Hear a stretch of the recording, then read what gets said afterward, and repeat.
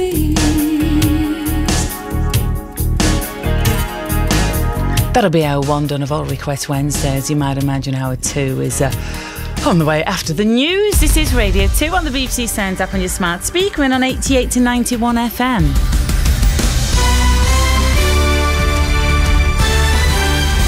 BBC News at 6 o'clock. This is Andrew Peach.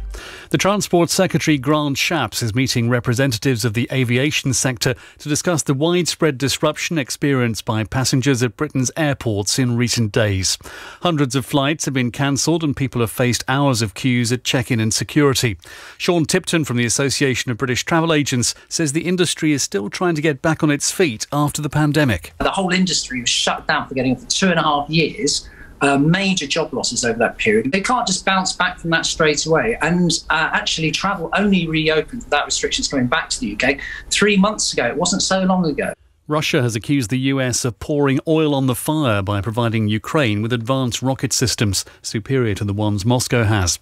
The Kremlin also rejected Kyiv's assurance the weapons wouldn't be used on targets in Russia.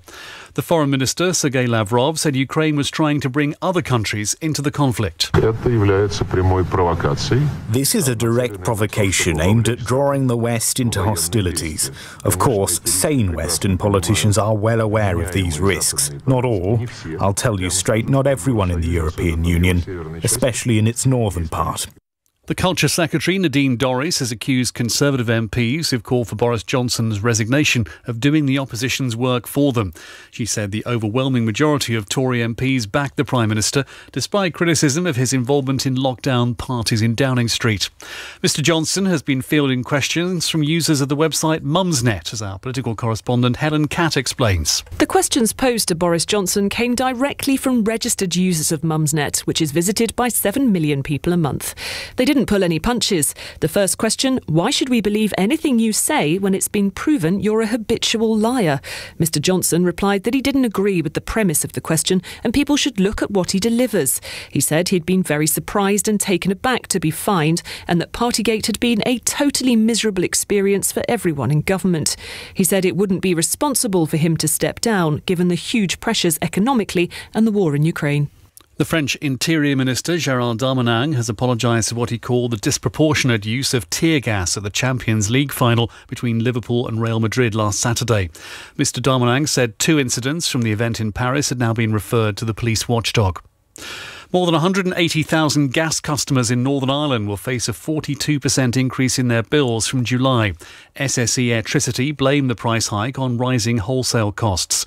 It's the company's 4th increase in gas prices in 15 months and will add £373 to the typical household bill.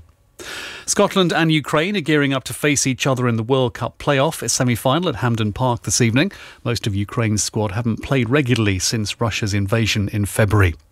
The weather, showers easing to give some late sunshine, a dry and clear night for all of us, occasional mist or fog. BBC News, it's 3 minutes past 6. Andrew, thank you very much. Sarah Cox, BBC Radio 2. It was just like gurgle of excitement coming from somewhere inside me there. Hello to Neil, to Sam and Joe Eddington driving from Cumbria to Brighton. See family, looking forward to seeing our American friends visiting from Arizona. If you've just tuned in going, what the what? Nobody panic. This is All Request Wednesday ahead of the Jubilee weekend. Text 88291. Kicking off hour 2 with a tune suggested by Laura Davis, who lives in the Pyrenees and listens every day, so I like her already.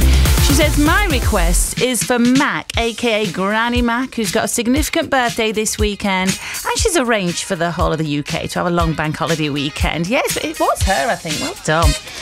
I live away, so of course missing the Jubilee celebrations. I'm well jealous, so I'm heading to the coast with husband instead. Can't be bad. Bit of Cool in the Gang celebration, of course. Laura Davis, have a fabulous weekend.